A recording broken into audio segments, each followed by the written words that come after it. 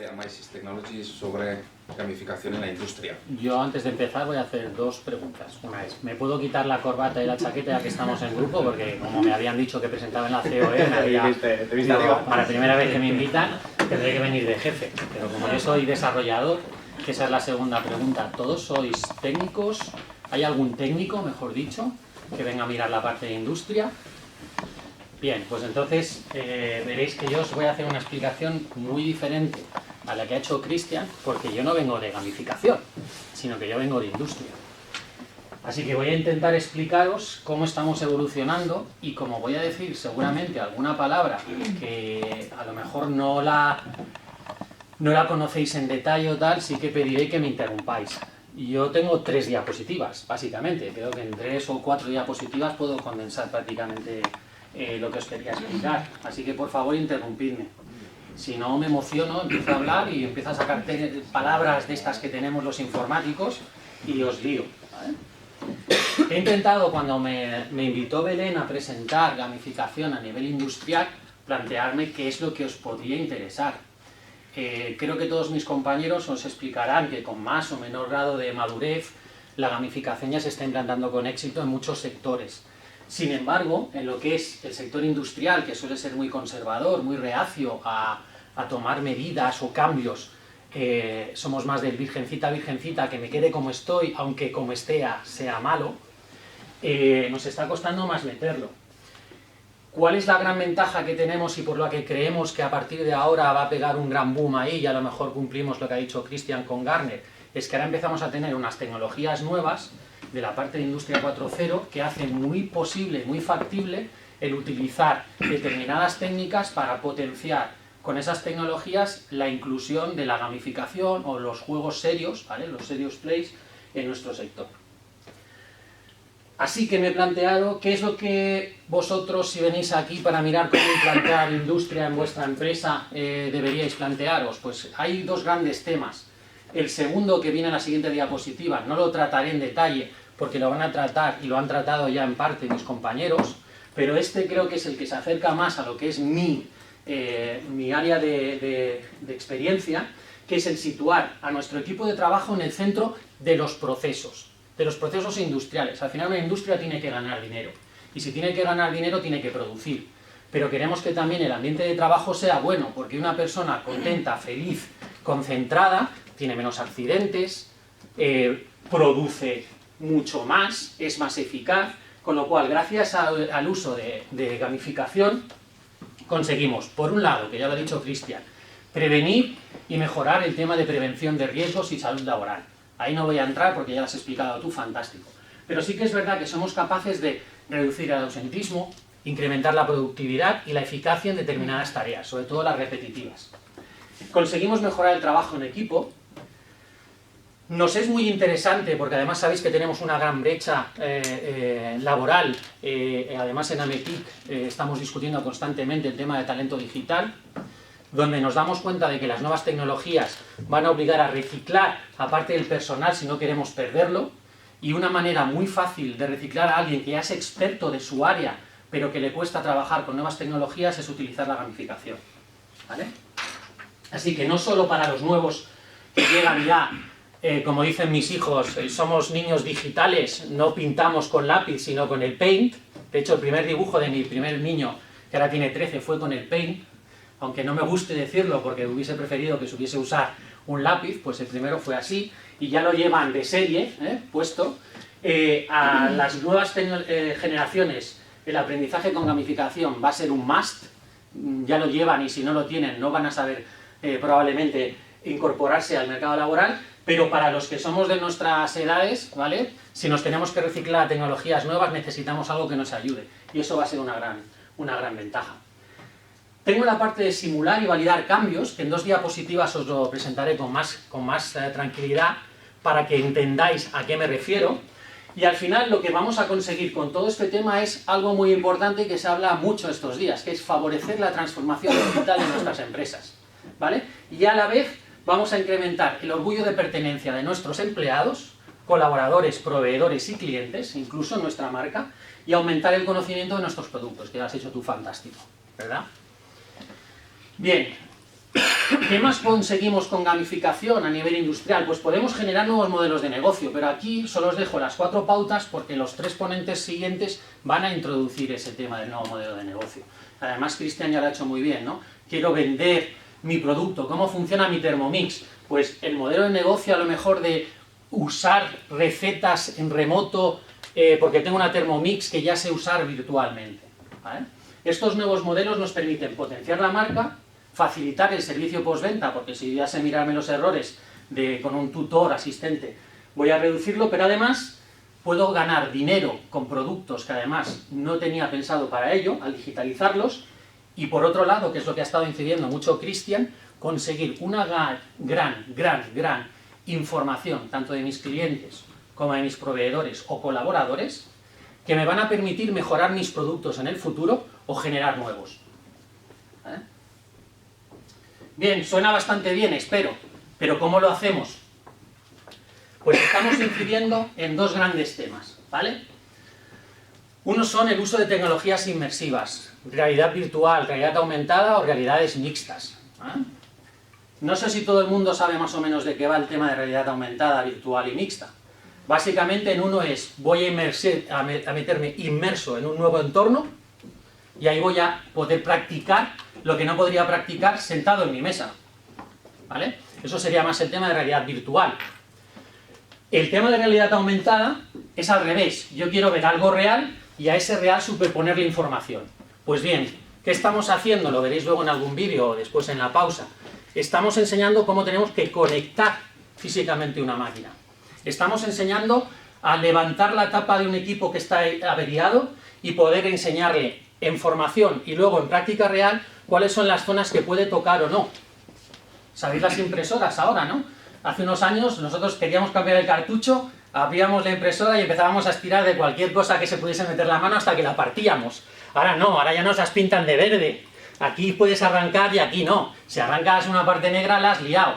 Bien, pues eso es un poco lo que intentamos hacer, pero las máquinas, un motor, una válvula, una enfriadora no vienen con trocitos verdes y trocitos rojos, así que lo que hacemos es solapárselos. Se los solapamos en formación y luego cuando llegan a campo con el equipo real, saben cómo lo tienen que hacer y pueden incluso utilizar el mismo equipamiento para realizar la misma operación, ¿vale? Y luego, ligado a lo que os he dicho en la primera diapositiva, intentamos hacer todo lo que son aplicaciones que simulen el funcionamiento de los equipos y que simulen, a ser posible, en modelo prácticamente real, en 3D, todo virtualizado. ¿Por qué? Porque queremos acercarnos a ese nuevo concepto que es el gemelo digital, que no sé si lo conocéis. ¿Alguien ha oído hablar de él? El gemelo digital es una gran idea que todavía no se ha conseguido implantar a ciencia cierta a nivel productivo en ningún país, pero en el que estamos trabajando desde hace mucho tiempo. De hecho, yo he tenido el placer de empezar a trabajar ya en el 2005 con estos temas. La idea es muy básica, ¿vale? Yo quiero tener mi planta industrial completamente controlada. Eso ya se ha conseguido, ¿verdad? Automatizamos para controlar la planta. Pero ahora quiero tener esa planta completamente automatizada en virtual, con el mismo inventariado, con los mismos equipos, con el mismo parametrización de todos esos equipos. De manera que ahora yo pueda testear un cambio en el mundo virtual y si funciona, traspasarlo al mundo real. Y por qué no, hacer mitad y mitad. Mitad lo simulo en el virtual y la otra mitad la ejecuto en el real. Eso es el gemelo digital. De hecho, si hago cambios en el virtual, luego los implanto en el real, pero si hago cambios en el real, quiero que automáticamente el modelo virtual se actualice, para que yo tenga en todo momento los 2 sistemas controlados.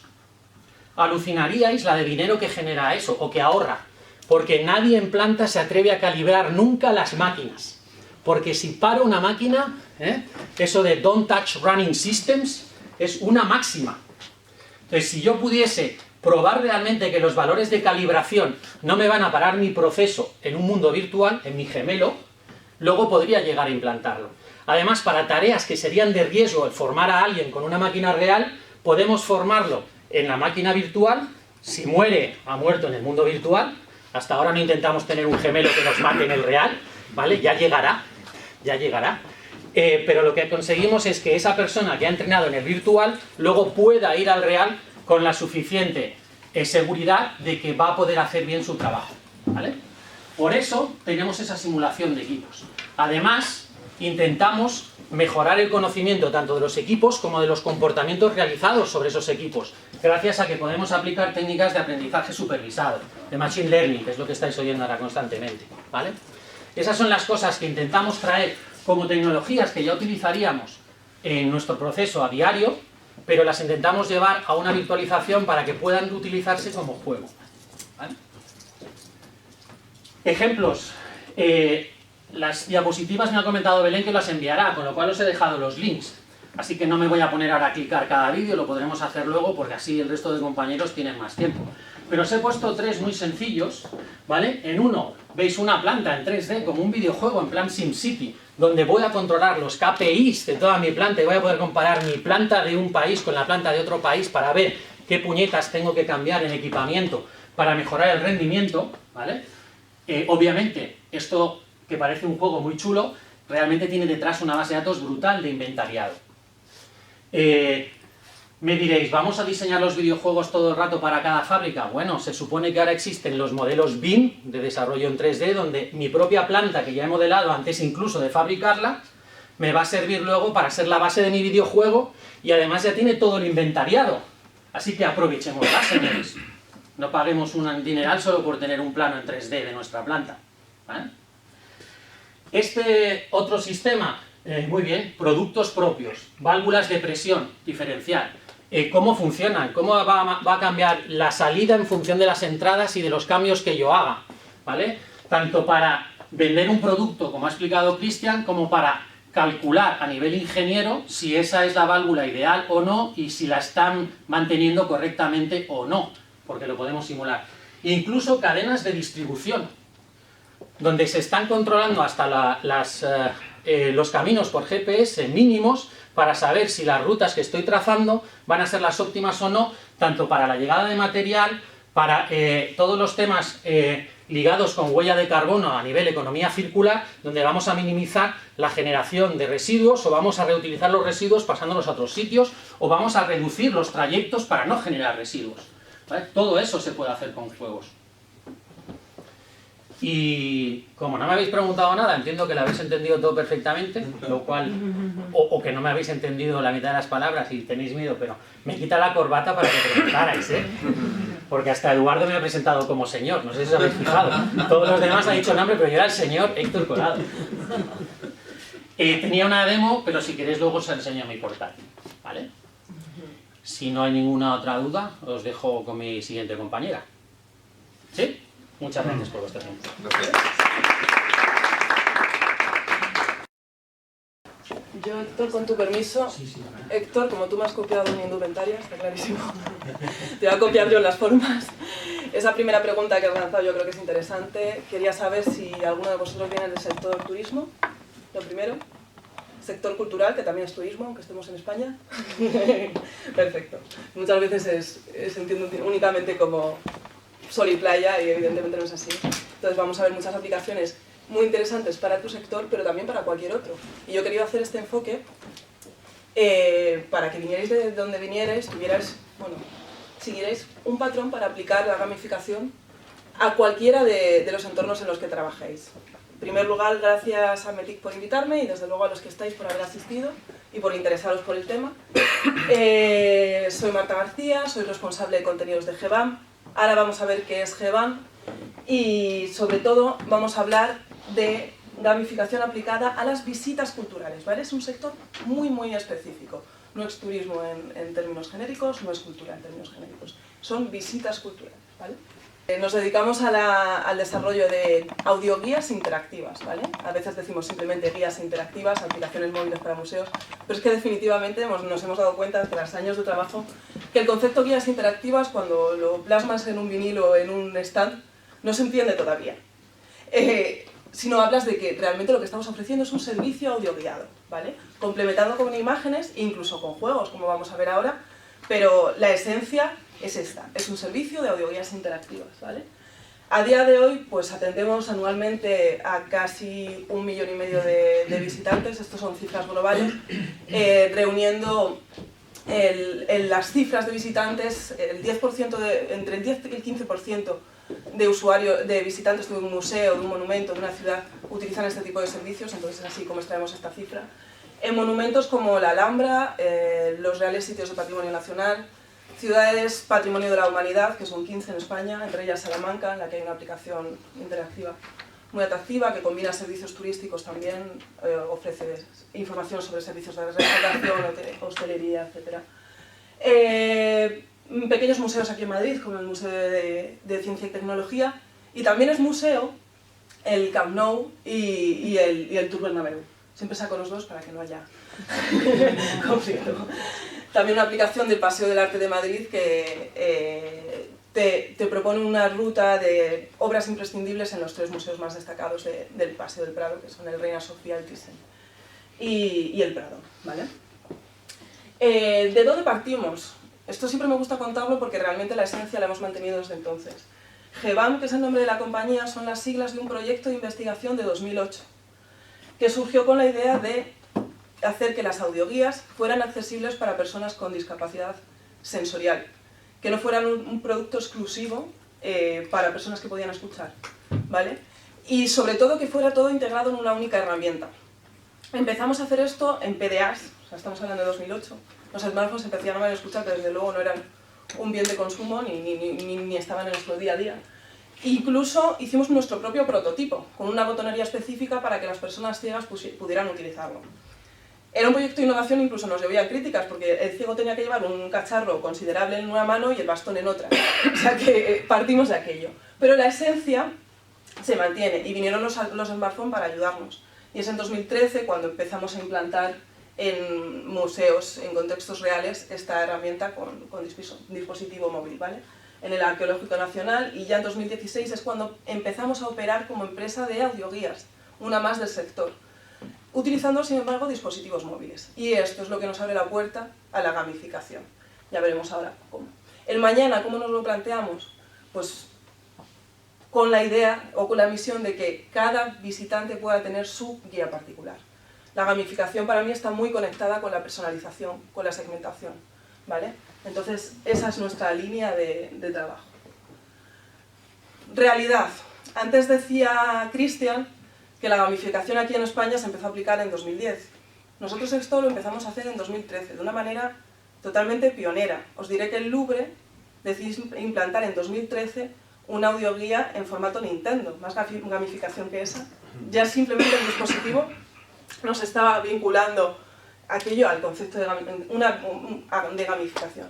Bueno, pues yo hace unos meses, cuando empezamos a trabajar con la Catedral de Barcelona, voy a hacer la visita, yo llevo la parte de contenidos, por lo tanto me toca, por suerte, visitar cada uno de los monumentos con los que trabajamos y ver qué extraigo de ellos para luego contarlo.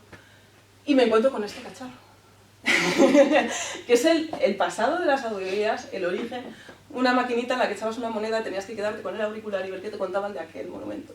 Que además, desde aquí es que no puedes ver ni el presbiterio, porque está en el codo en medio, ¿no? O sea, este es el sistema del que partimos y creo que lo tengáis muy presente. Esto es el antes de ayer, pero es que esto es el ayer. Esto se implantó ayer mismo en la Catedral de Barcelona. Las guías interactivas que hemos desarrollado junto a la Catedral en este monumento, ¿vale? O sea, que tengamos muy presente este horizonte y que realmente, si la gamificación ya es nueva, la aplicación a sectores como la cultura y el turismo, ya no os cuento. Quiero que vayamos recorriendo esta definición que me ha parecido muy útil para ver cómo podemos aplicarlo a distintos sectores y cómo lo aplicamos nosotros al nuestro, ¿vale? ¿Por qué entendemos por gamificación? Dinámicas propias de los juegos. Cristian decía videojuegos. Yo no puedo hablar de videojuegos siendo que tengo una tablet implantada en 2013 por primera vez, ¿vale? Entonces vamos a hablar de juegos en entornos ajenos al juego. Con esta imagen yo quería trasladaros un poco a nuestro universo. No sé si hay alguien de Mallorca. Sabía que esto me podía salir mal, pero... ¿Sabes dónde es, no? Es muy reconocible. Pero bueno, para el que no lo conozca, lo desvelo más tarde. Es una escena con unas vasijas que están representando los milagros de la boda de Caná, ¿vale? En el que Cristo convirtió el agua en vino, os conocéis, ¿no? Ahora veremos. Nosotros con lo que hacemos en las guías es precisamente plasmar detalles visuales que son poco identificables para el visitante. No queremos competir con la obra ni con la visita, pero queremos que el visitante tenga algo más, por si quiere curiosear. Si hay sitios inaccesibles, también le ofrecemos esa vista y sobre todo nos fijamos en detalles, que es lo que está representando aquí esta imagen, ¿vale? Recorremos la definición. Dinámicas. Para mí toda dinámica tiene un objetivo, ¿vale? Un fin. En este caso, y esto lo podéis hacer para cada uno de vuestros sectores, en el sector turístico es que el visitante quede satisfecho. Es el principal objetivo. No sabemos cuál es su objetivo personal. Puede ser contarle a su amigo simplemente que ha estado en la Catedral de Barcelona, que en muchos casos sucede. Ir a ver una pieza en concreto que le han comentado, aprender, entretenerse o simplemente pasar un rato con amigos. Al fin y al cabo, su satisfacción depende de lo que él considere, ¿no? Pero nosotros tenemos que conseguir que quede satisfecho y además tenemos que perseguir nuestro objetivo como institución, que en este caso es, primeramente, en cultura, divulgar, enseñarle, difundir lo que queremos que aprenda. Y, ¿por qué no comentarlo? Y no debemos olvidarnos de ello, porque toda visita cultural tiene un objetivo económico, que luego pase por tienda, compre una taza, compre una camiseta, compre un libro. Es también parte de la dinámica, ¿vale? ¿Qué queremos también? Que lo comparta con otros y que o bien vengan sus amigos o que sea él mismo quien vuelva. Entonces, todos estos elementos son los que tenemos presente a la hora de construir nuestra dinámica de juego, ¿vale? Seguimos en el espacio este misterioso y ahora hablamos de juegos. No sé para vosotros qué es jugar, para mí jugar es divertirme, sencillamente. O sea, es lo que representa esta palabra. Muchas veces se asocia exclusivamente, o en este contexto, cuando lo tratamos en ya año 2019, con tecnología. Pero ¿quién no ha jugado al parchís, no? ¿Quién no ha visto los cuadernos didácticos que nos entregan en cualquier museo cuando vamos a hacer una visita en familia? Es una experiencia de gamificación también.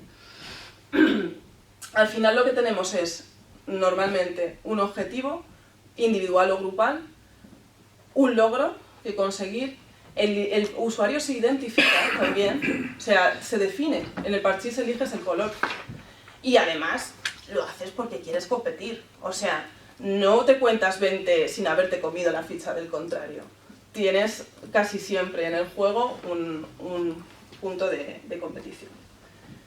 Llegamos al espacio en concreto. Entornos, ¿dónde sucede la gamificación? En entornos ajenos al juego. Para mí este espacio en Mallorca es muy representativo de este concepto.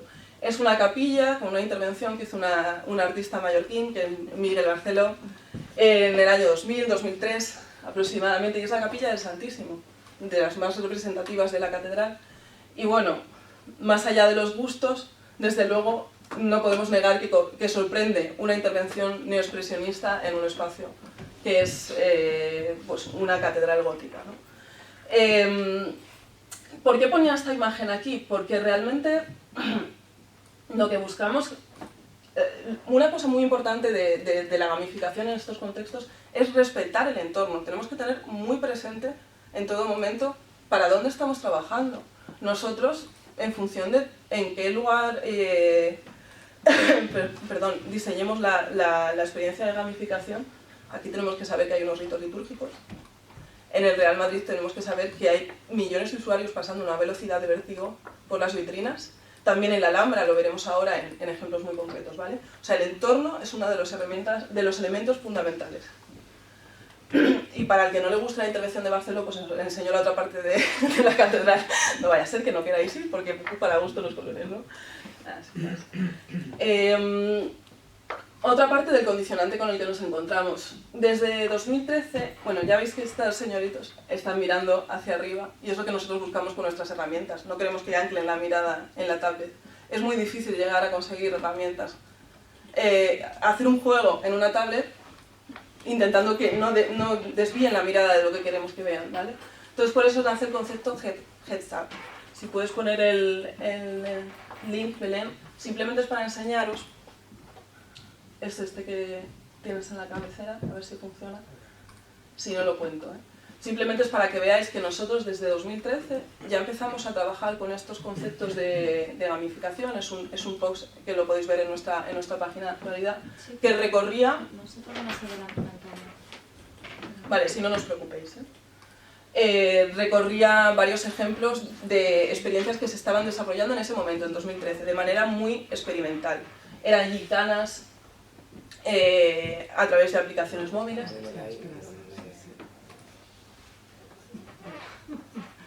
Si no, pasa nada, el vídeo no se carga. No es imprescindible. No, sí, Más atrás.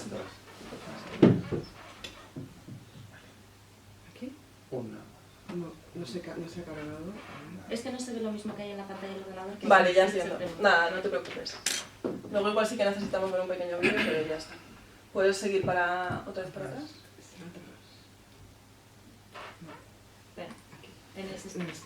Ya, pero es que no tengo ni control, o sea, no puedo yo. Con tu mando. Puedes, Con con tu el mando, mando con puedes el ir tuyo. para atrás. Es que Antes dije que estaba de viernes, aunque sea jueves, ¿verdad? Ya no me deja.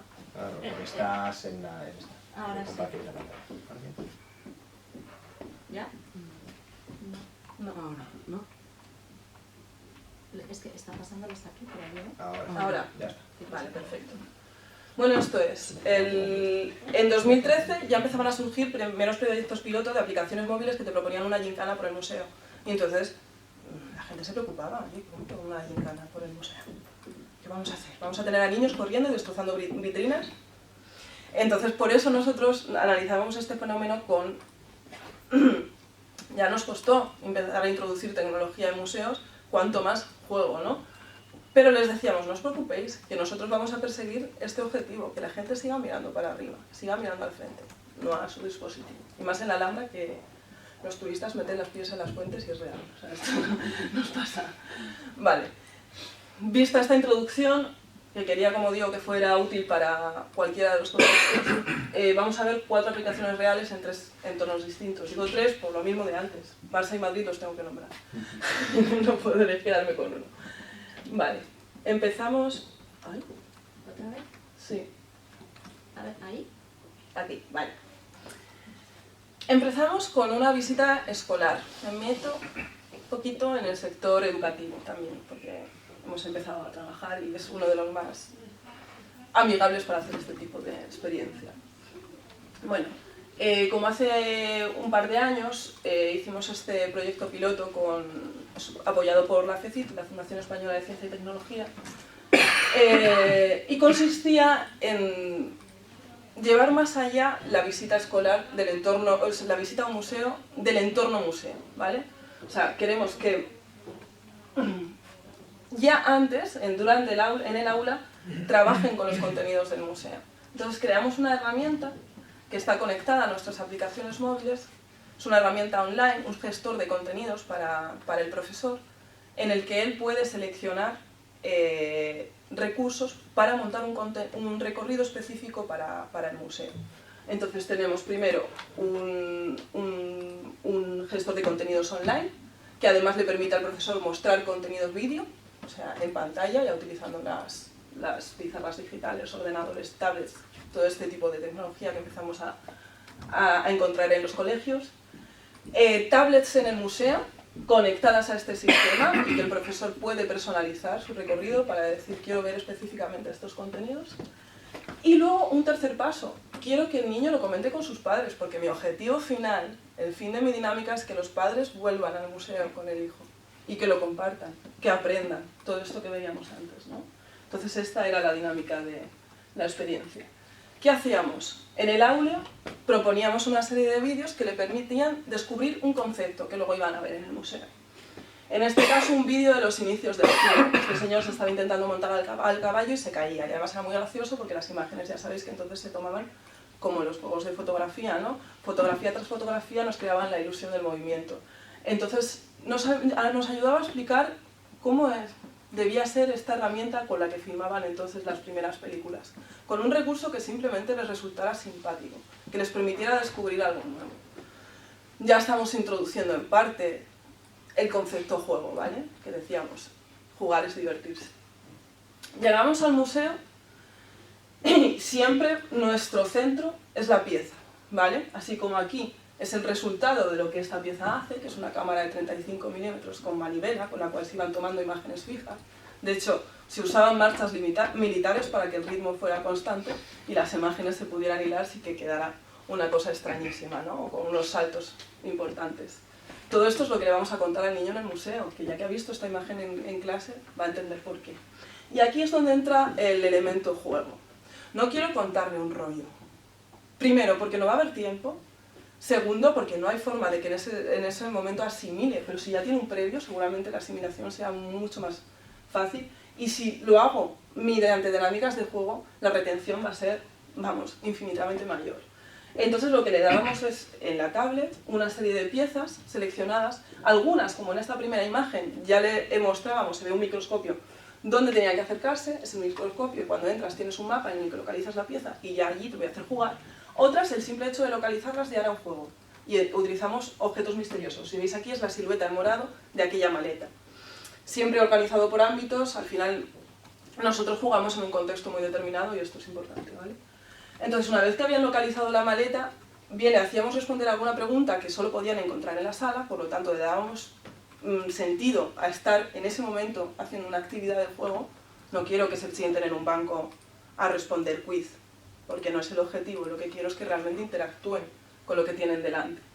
Y después tienen la oportunidad de ver cómo ellos mismos pueden hacer esto mismo que hacían estos señores hace años grabando al señorito montándose al caballo, cantando marchas militares, pero con una técnica que se llama stop motion, utilizando plastilina, figuras, lo que ellos quisieran, ¿no? Y entonces en casa le proponíamos, con el mismo sistema que hemos visto de que utilizaban los profesores para crear el recorrido, un vídeo hecho en stop motion y las técnicas que ellos podían utilizar para hacerlo. Y es como los deberes se convierten en algo que tiene sentido, que tiene un recorrido y que está basado en una experiencia.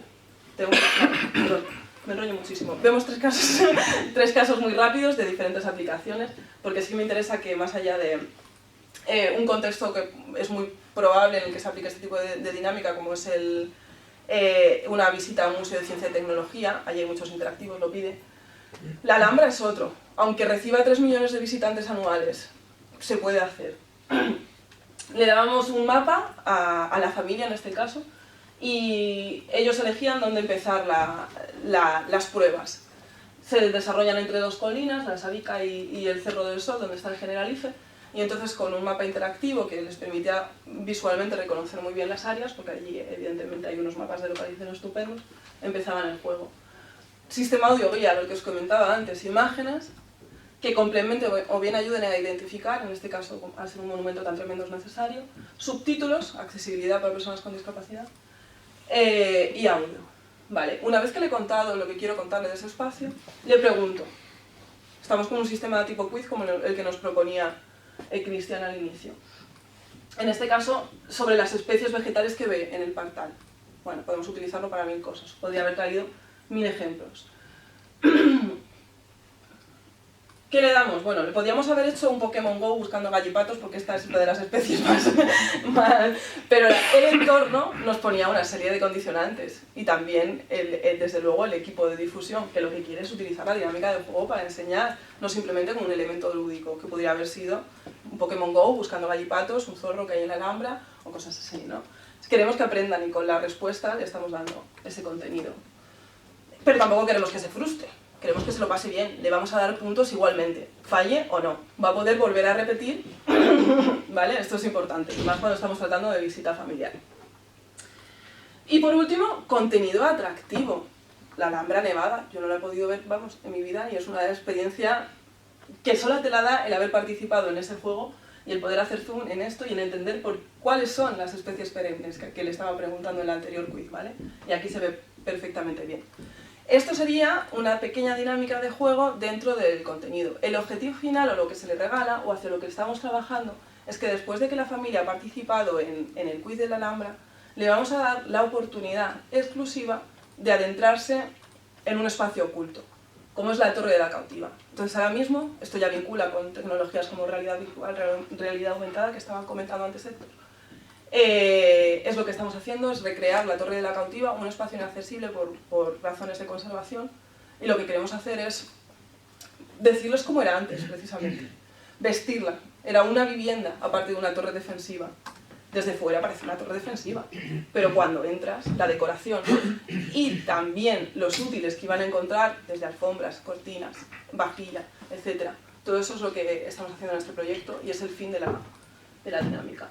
Camp Nou y Real Madrid, dos experiencias muy parecidas, paso muy rápido por ellas porque creo que me he enrollado más de la cuenta. Y vamos a ello. Ya el tour, al inicio de la aplicación tiene que utilizar una gráfica muy similar, vistosa, atractiva, que te anime a participar. Ya no es el numerito de audioguía en el que yo le daba el play y me contaba la historia del Barça. No, vamos a jugar. Y los juegos son parte de la línea narrativa. Ya no es como en el anterior caso, que me contaban una historia y yo, en función de lo que había aprendido de esa historia, era capaz de responder. No, no, aquí es directamente el juego, que es este punto número 4, el que me va a revelar algo. En lugar de explicar cómo era el primer escudo del Barça, lo que le decimos es, compara, conoces el escudo del Barça, probablemente lo lleves hasta en tu camiseta mientras estás haciendo la visita. Dime, ¿qué ves de diferente? ¿Por qué no ha cambiado? Y simplemente lo hacemos con un quiz. Nuevamente, puntos para gratificarle, para decirle, bien, vas bien, también pueden volver atrás y volver a... Aquí si veis hay un error, y sin embargo 3 aciertos y 30 puntos. Eso es que ha fallado una, pero le hemos dado la oportunidad de volver para atrás y aceptarlo para conseguir todos los puntos que queremos que se lleve, para que después consuma, entienda. Este es uno de los objetivos principales, o es hacia donde va encaminada esta experiencia de gamificación. Que con esos puntos pueda ir a canjearlos a la tienda y llevarse una camiseta, lo que quiera, un balón, etc. ¿Vale? Real Madrid muy parecido, ya si te lo promociona Marcelo, pues estupendo. Ya solo el nombre de la experiencia la vinculamos muchísimo con las experiencias de videojuegos, de Ultimate Tour, le llamamos. Ya no es un audio al uso, ¿vale? ¿Y qué nos permite? Pues nosotros tenemos que hacer contenidos en audios que hay que traducir y locutar, etcétera, etcétera, etcétera. Este tipo de formato en el que podemos hacer que el visitante, el Tour del Bernabéu, si no lo conocéis, hay unas pantallas interactivas en las que te permite buscar jugadores. Lo que nosotros, y buscar historias sobre esos jugadores. A veces la gente lo hace, a veces no. Nos dijeron, lo más interesante para los jugadores extranjeros es evidentemente buscar a los suyos, a los de su país. ¿Qué hacemos nosotros? Preguntarle, en función del idioma que seleccione, preguntas concretas sobre los jugadores de su país. Y así sabemos si realmente ese interactivo se está utilizando, si realmente les sirve para algo y si luego el objetivo final que queremos nosotros que se cumpla, que es que participen, que entiendan y que compartan, se está cumpliendo. Y aquí le hacemos preguntas específicas sobre los jugadores, ¿vale? Y luego, este es así como en el Barça estamos caminando hacia canjear puntos por... Todavía no lo hemos implantado, pero es el objetivo. Esta experiencia sí está implantada ya, y es que el usuario, después de participar en estos juegos, puede recibir un recuerdo de su visita online, ¿vale? A través del email. Paso muy rápido, pero bueno, luego sí, en turno de preguntas podemos comentar. El futuro y hacia dónde vamos, pues os nombro muy brevemente la experiencia que hemos desarrollado en un proyecto de innovación europeo que se llama CrossCult y en la que ha participado la National Gallery. En este caso es caminar hacia la personalización absoluta. Cuando llegas al museo lo que haces es completar tu perfil y en base a tu perfil te va a hacer una serie de recomendaciones. En el vídeo luego lo podemos ver también, por no entreteneros demasiado. Lo que se ve es cómo el usuario puede completar el perfil, que es una cosita muy parecida a, no voy a decir, Tinder, en el que vas viendo un cuadro y vas diciendo me gusta, no me gusta, me gusta, no me gusta. Y en función de la selección que tú has hecho, te va a proponer un itinerario que en una galería de semejantes dimensiones os digo que va a resultar verdaderamente útil. Y no queremos que se convierta simplemente en una recomendación tipo Netflix de viste esto y te puede gustar esto otro. No, no, no, es una recomendación para ti, ¿vale? Entonces este es el futuro, todavía no implantado, pero sí en fase de desarrollo como producto innovador. Conclusiones.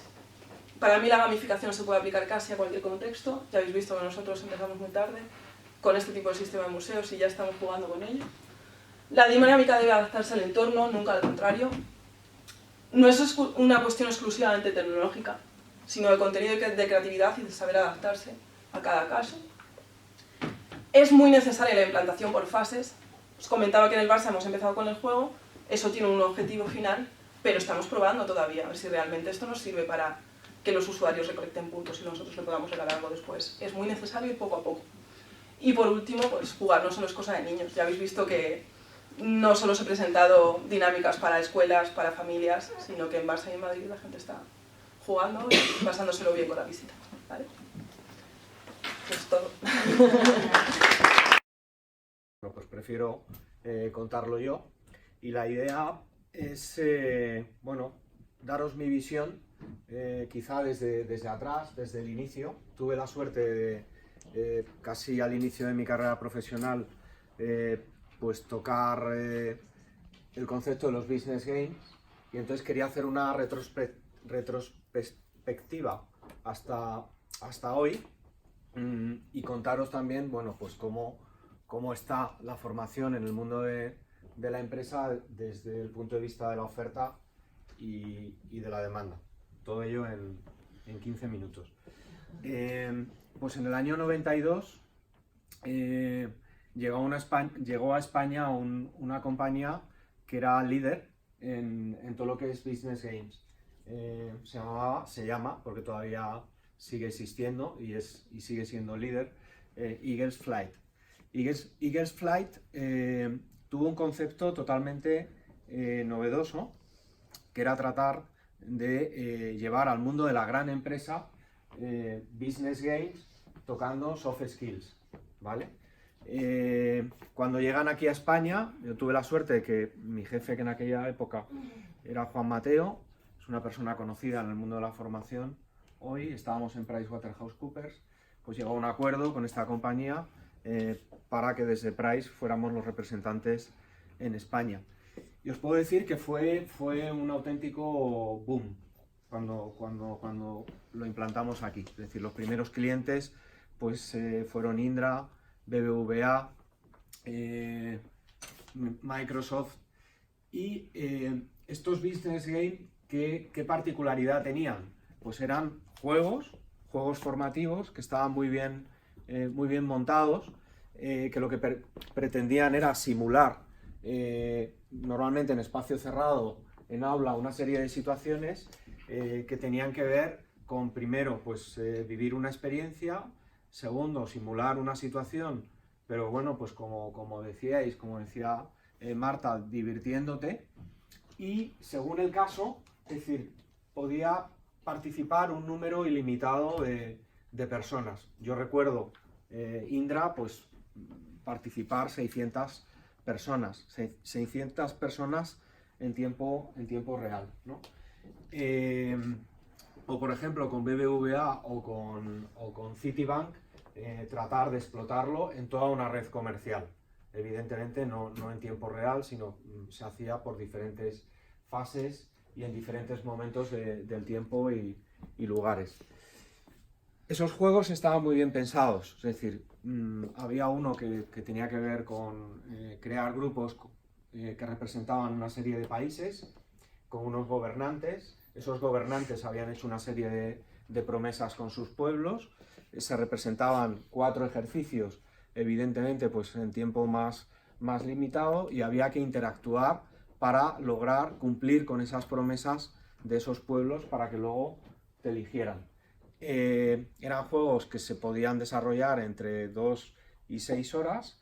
Lo importante es que había que participar, había que interactuar, y al final, es decir, se hacía una explotación con un paralelismo, que esta es la parte importante, es decir, con una realidad empresarial. Es decir, en este caso, este juego que os comento, que era el Promesas, lo que se intentaba era hacer un paralelismo con una relación interna de proveedor interno. Era un juego que era suma cero, y al final el ser suma cero lo que explotaba era que en las relaciones normalmente todo el mundo intenta ir a más, y si intentas ir a más es imposible que haya suma cero, con lo cual había grupos que podían salir del ecosistema, y eso era triste. Ese juego, como os decía, se focalizaba fundamentalmente en relaciones cliente interno, cliente proveedor, o cliente interno, cliente externo.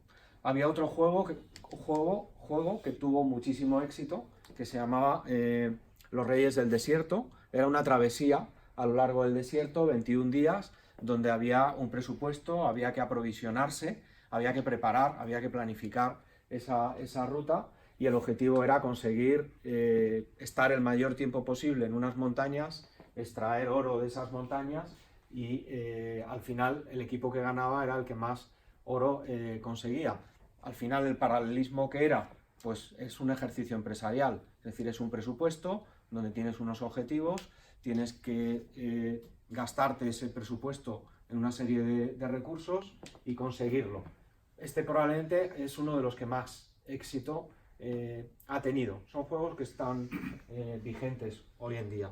Otro juego que recuerdo era el de clanes, es decir, donde había una serie de clanes con una serie de valores entre ellos que tenían que cumplir, que tenían que también interaccionar con otros clanes, y al final el objetivo era que unos clanes valoraban a otros.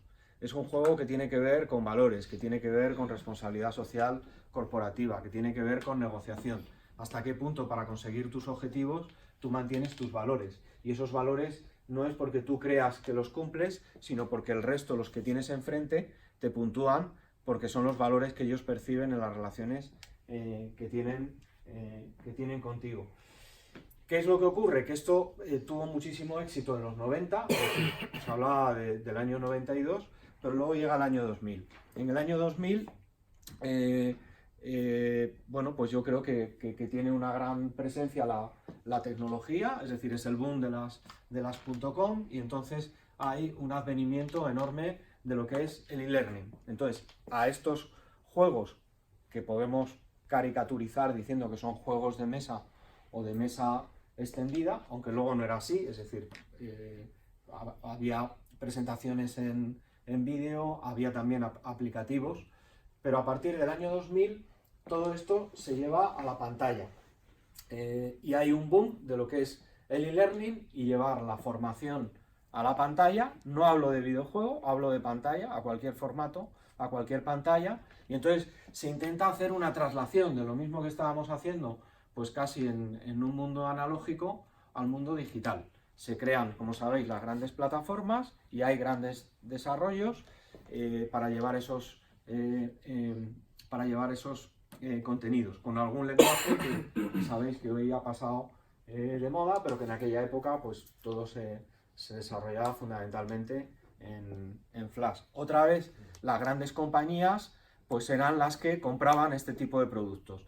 Al desarrollarlos en Flash y al necesitar de una plataforma de administración, pues se hicieron caros. Se hicieron productos que al final había que involucrar a tecnología, hay que comprar la plataforma para gestionar y administrar todos los accesos, y había un coste también de mantenimiento de todos estos productos o soluciones.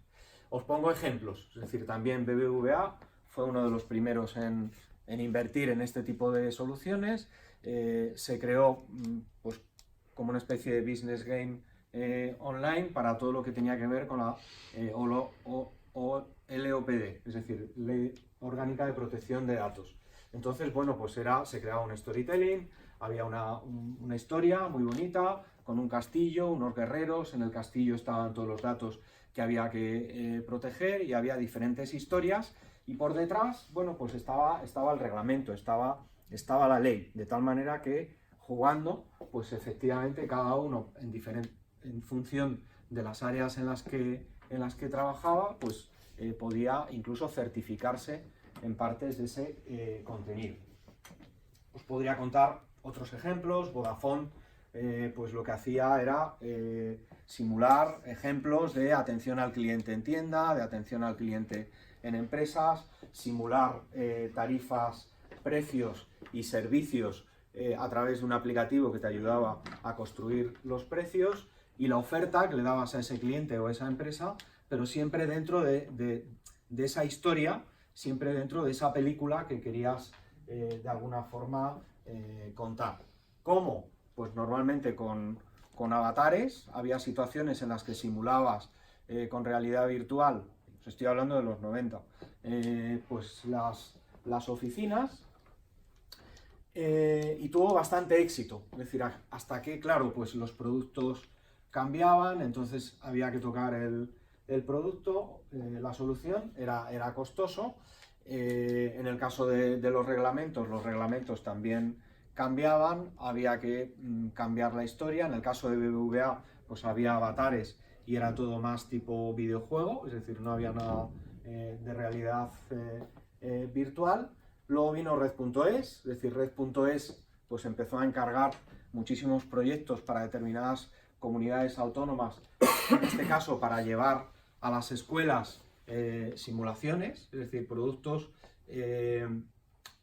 online para formar en determinadas materias como geografía, historia, y son productos que todavía están vigentes en algunas comunidades autónomas, hasta que llegó un poco el declive del mundo e-learning asociado a la parte de gamificación. ¿Por qué? Pues fundamentalmente por costes y fundamentalmente porque hay un cambio de concepto en lo que es la formación.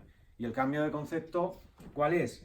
Bueno, pues que se quiere una formación más instantánea, más al momento, es decir, no se requiere tanta calidad técnica, es decir, vale con un vídeo de YouTube, es decir, vale con una consulta a un blog. A mí, lamentablemente, y bueno, pues la verdad es que me ha encantado la presentación de Gemma, pero lamentablemente en las clases hace 2 o 3 años que daba en la universidad, cuando me pedían referencias, hubo una vez que un alumno me paró y me dijo: oye, todas tus referencias son de libros. Y digo, claro, ahí es donde está el conocimiento. Es que aquí no vemos libros. Es decir, ¿por qué no nos dices links de alguna actuación en TED? ¿Por qué no nos das un link de algún blogger? Y me desarmó totalmente. ¿Qué quiere decir? Pues cambio de concepto, ¿no? Cambio de forma de cómo se digiere el aprendizaje. Entonces, ahora, pues hacia dónde se va, es decir, ¿qué es lo que está demandando el mundo empresarial? Está demandando, yo creo que lo mismo en cuanto a concepto, es decir, porque al final, ¿qué es un juego? Un juego es una simulación de la realidad, que te permite equivocarte, es decir, los niños cuando juegan están simulando la vida de los mayores. Bueno, pues ese concepto sigue vigente. Lo que pasa es que ahora la tecnología te permite simular casi cualquier cosa, y lo podemos llevar al extremo de la inteligencia artificial, es decir, con inteligencia artificial puedes simular decisiones, puedes estar simulando decisiones en las que el grado de error puede llegar a ser mínimo, y eso lo puedes llevar a cualquier contexto educativo formativo, ¿vale?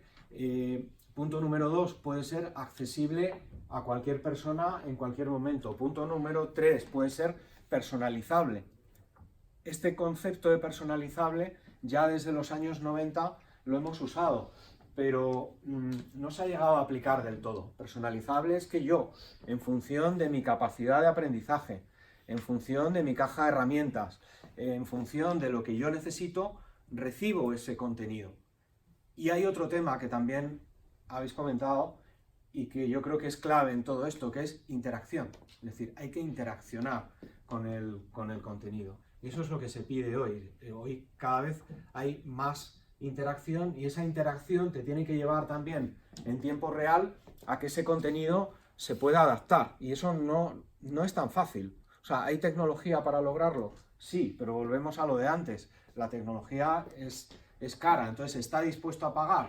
Pues depende. Porque también, y luego yo creo que lo podremos ver si hay preguntas o debate, pues está el enigma eterno del ROI. Es decir, ¿esto qué ROI tiene? Yo a día de hoy no he visto que nadie haya dado ninguna respuesta inteligente a ver cuál es el ROI o cuál es el multiplicador de asimilación de contenido, que al final tiene que ser trasladable a solucionar problemas. Es decir, todo esto en el mundo de la empresa, oye, lo que tú quieras, Enrique, cuéntanos maravillas, pero al final yo voy a medir a las personas por cuántas decisiones toman, velocidad de esas decisiones, acierto de las decisiones. Es decir, y son decisiones que en algunos casos pueden ser respuestas a preguntas complejas, ¿vale? ¿Qué ¿Qué hacemos en Envit School? Bueno, pues en Envit School, que como sabéis, pues es una escuela especializada en analítica de datos, en inteligencia artificial, en Big Data.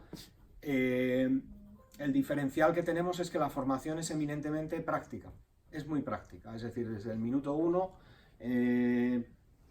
los equipos con los que van los alumnos tienen que ser potentes, se descarga máquina virtual, se empieza a descargar un dataset y a partir de ahí se empieza a trabajar. Y ese es el game, o sea, el game es que desde el minuto 1 hay que resolver un problema, que es un problema empresarial, que lo puede elegir la persona, pero que también ese problema necesita mucha data, con lo cual hay veces que hay que hacer un juego paralelo de elegir el dataset pues casi al mismo tiempo que la pregunta al resolver, porque puedes elegir una pregunta para lo cual no tienes datos. Entonces, si no tienes datos, quien viene del mundo de la empresa, pues normalmente puede elegir resolver un problema de su propio departamento o empresa, o si no, se puede resolver cualquier tipo de cuestión. Ese game al final es el proyecto de fin de máster y es lo más importante. Es decir, hay un tribunal que lo va siguiendo, que va otorgando puntuaciones en función de cómo se va construyendo ese proyecto. Es interactivo, es decir, se puntúa pues si tiene interacción con terceros, con redes sociales, se puntúa si tiene página web, se puntúa si se ha construido una app. Fijaros de lo que estoy hablando, son programas que son de 9 meses, normalmente el perfil es técnico, saben desarrollar, con lo cual se desarrollan apps, se desarrolla web, que es lo que ellos propiamente hacen, o saben. Y en la parte final, pues hay una visualización, sea en el formato que sea, para ver cómo se resuelve esa pregunta, cómo se visualiza en cualquier tecnología. Entonces, ejemplos. Bueno, pues hay ejemplos de todo tipo. Yo diría, el último que he visto es, bueno, pues al final crear una aplicación, es de inteligencia artificial, que lo que hace es para cualquiera que crea una composición musical, esta aplicación te dice el grado de éxito en el mercado que va a tener esta composición. Si lo va a tener, no lo va a tener, y el grado de éxito traducido incluso en monetización de esta composición. Para ello, bueno, pues para ello se han analizado millones y millones de canciones de diferentes bases de datos en Europa, en Estados Unidos, y hay un algoritmo que es el que lo trabaja. Proyectos de eficiencia energética, es decir, tratar de en grandes edificios y edificios que son inteligentes, pues a través de conexión con las bases de datos que tenga el edificio, pues tratar de ver en qué puntos es optimizable pues el consumo de agua, de electricidad, etcétera, etcétera. ¿Vale? Además de Envit School, trabajo en Tinámica, que también es una empresa de inteligencia artificial. ¿Qué hacemos en Tinámica? Bueno, pues hay una formación que sigue siendo presencial, es decir, todo lo que es programación, todo lo que es algorítmica, analítica, tiene que ser presencial, y tiene que ser presencial por el motivo de que tiene que haber una interacción en tiempo real con el experto, y aunque hay prácticas, esas prácticas se tienen que hacer en tiempo real. ¿Pero qué hacemos de gamificación? Pues yo os diría que otro concepto hoy de la gamificación, y también creo que lo habéis comentado antes, es que se aplica a todo. Es decir, nosotros hacemos gamificación todos los viernes, donde hay un juego interactivo. El viernes pasado fue un Cluedo, básicamente, en el cual, bueno, pues había un fallecido, había que descubrir qué había pasado, había que descubrir quién era el causante, y eso desde que entran las personas hasta que salen ese viernes. El viernes anterior hubo una especie de escape room, también, donde, bueno, pues de repente estaban en un manicomio, tenían que recuperar unos textos que un médico se había dejado en el manicomio, y el objetivo era recuperar los textos y salir. A todo esto os cuento que desde el punto de vista de empresa, el concepto que ha cambiado con las nuevas generaciones, o por lo menos en determinadas empresas o en determinados colectivos, es que, vale, vienen a trabajar, pero también vienen a divertirse. En determinadas empresas, a lo mejor no en todas, pero yo que me dedico a la tecnología, os digo, en Tinámica tenemos una rotación alta. Es decir, ¿por qué rota la gente? Pues se supone que es gente de talento, diríamos, en todos los sitios hay talento, vale, bien. Se supone que son perfiles que son escasos, entonces, bueno, pues yo creo que hay pocos caladeros, debemos ser uno de ellos, entonces tenemos que hacer un sobreesfuerzo para intentar fidelizar, que no retener. La palabra que tenemos en la cabeza es retener, y retener suena como que estamos agarrando a alguien del brazo, ¿no? Entonces, fijaros, lo que te cuentan es, mira Enrique, muy bien, pero es que buscamos una experiencia, buscamos primero algo experiencial, buscamos algo que nos enganche desde que entramos hasta que salimos. Y nos tienes que crear el entorno para que eso sea así. Luego al final hay un output que efectivamente es el trabajo. Y seguro que estáis de otros sectores, y a lo mejor en sectores industriales esto se ve de otra manera, pero realmente es así. Entonces al final tienes que configurar la propia oficina pues casi como un juego. Es decir, nosotros utilizamos incluso en nuestras categorías pues un entorno muy de Star Wars, con lo cual las categorías son de Star Wars, hay maestros Jedi, entonces hay Padawans, y entonces bueno, pues la gente se lo cree, y al final un proyecto pues es una misión, y estamos luchando contra los malos, y los malos pues a lo mejor es la competencia, y entonces el objetivo, y el maestro Jedi es el que, oye, lo tiene clarísimo, y es el que nos va a ayudar a resolver la batalla. Y entonces, bueno, pues hemos tenido que crear camisetas y hasta espadas láser. Entonces, bueno, yo creo que es la máxima expresión de gamificación llevada a la realidad, hasta el punto que incluso tienes que tener cuidado con legislación laboral porque cambiamos las categorías, aunque luego se tienen que asimilar a categorías de convenio, cambiamos los horarios, estamos trabajando en un entorno internacional, con lo cual, bueno, pues al final esto es una galaxia y hay otros planetas con otros horarios, con otros idiomas. Entonces, para concluir,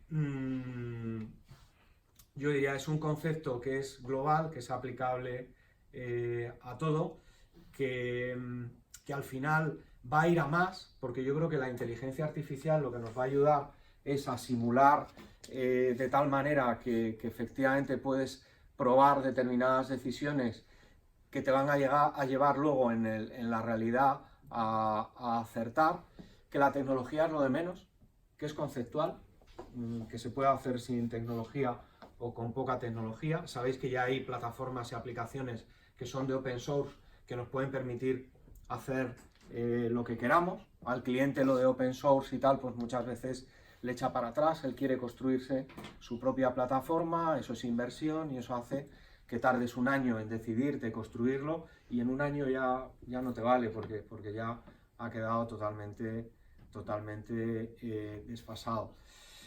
Que yo creo que claro, cuando es experiencial, cuando estás divirtiéndote, cuando estás jugando y simulando, y estás de manera inmersiva metido en un storytelling, en una película, pues es obvio que yo creo que el impacto de aprendizaje pues puede tener un multiplicador de hasta por 10, con total seguridad.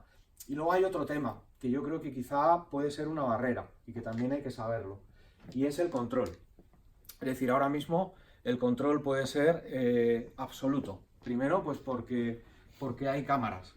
Segundo, porque tú puedes activar, yo no, la tengo desactivada por motivos obvios, pero hay cámaras en las que tú puedes estar también con algoritmos de inteligencia artificial viendo cuáles son las emociones. Es decir, qué grado de emoción tiene la persona cuando hoy está jugando, cuando está adquiriendo. Sabéis que algunas plataformas de televisión pues lo hacen, ¿no? En cuanto a los contenidos, para adaptar esos contenidos, como Netflix, de otra manera. Bueno, pues yo creo que ahí queda un campo muy grande para tratar todavía de personalizar más los contenidos y la formación, con todas las barreras que pueda haber de temas de traspasar pues intimidades personales a la hora de saber si una persona pues oye, emocionalmente está bien o no está bien, o está motivada o no con el contenido, con el nuevo contenido, con su contexto y con otras cuestiones. Muchas gracias.